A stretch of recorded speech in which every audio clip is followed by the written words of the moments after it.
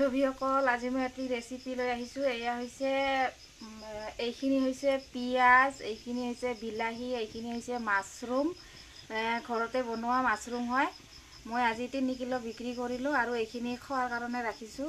এইখিনি হৈছে ব্ৰইলাৰ আৰু এইখিনি হৈছে আলু। আলুখিনি মই অলপ বইল কৰি লৈছোঁ।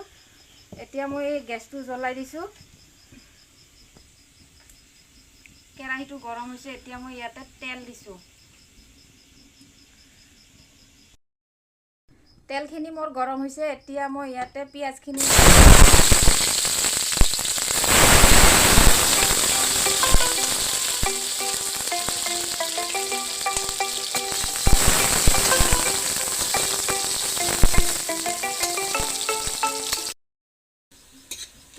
মোৰ ভাজা হৈছে। এতিয়া মই ইয়াতে আদা, নহৰু, জিৰা মিক্সিত মই পেষ্ট বনাই লৈছোঁ। এইখিনি মই এতিয়া দি লৈছোঁ ইয়াতে। এইখিনি মই এতিয়া ভালদৰে লৰাই ল'ম। আপোনালোকে বাৰু মাছৰুম আৰু মাংস কেতিয়াবা খাই পাইছেনে? যদি খাই পোৱা নাই কেতিয়াবা বনাই খাবচোন, বহুত ভাল লাগে খাই মাছৰুম আৰু মাংস। আদা, নহৰু, পিঁয়াজখিনি মোৰ ভাজা হৈছে। এতিয়া ইয়াতে মই অলপমান হালধি গুড়া দিছোঁ আৰু এইবাৰ মই বিলাহীখিনি দি ল'ম। বিলাহীখিনি দি মই অলপ সময় ভালদৰে ভাজি ল'ম। বিলাহীখিনি অলপ নৰম হোৱালৈকে।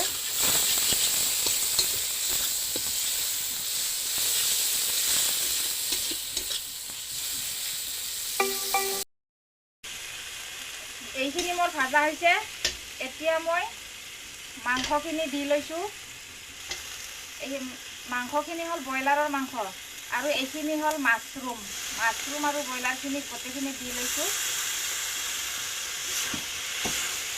এতিয়া মই এইখিনি ভালদৰে লৰাই ল'ম। এইবাৰ মই আলুখিনি দিছোঁ। এতিয়া অলপ সময় মই ভাজি থাকিম।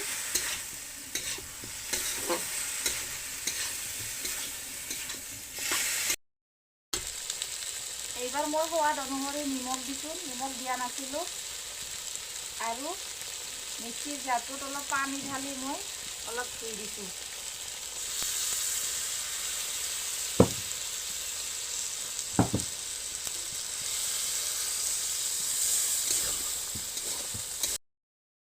এইখিনি মোৰ সিজি গৈছে। এতিয়া অলপমান ইয়াতে পানী দিছোঁ। বেছি পানী নিদিওঁ, তাৰমানে পানী বেছি হ'লে ভাল নালাগে খাই। অলপ শুকান হ'ব লাগে।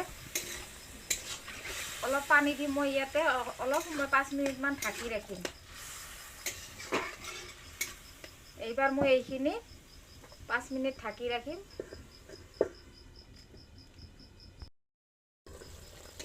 এয়া মোৰ মাছৰুম আৰু ব্ৰইলাৰ মাংসৰ আঞ্জা ৰেডি হৈছে।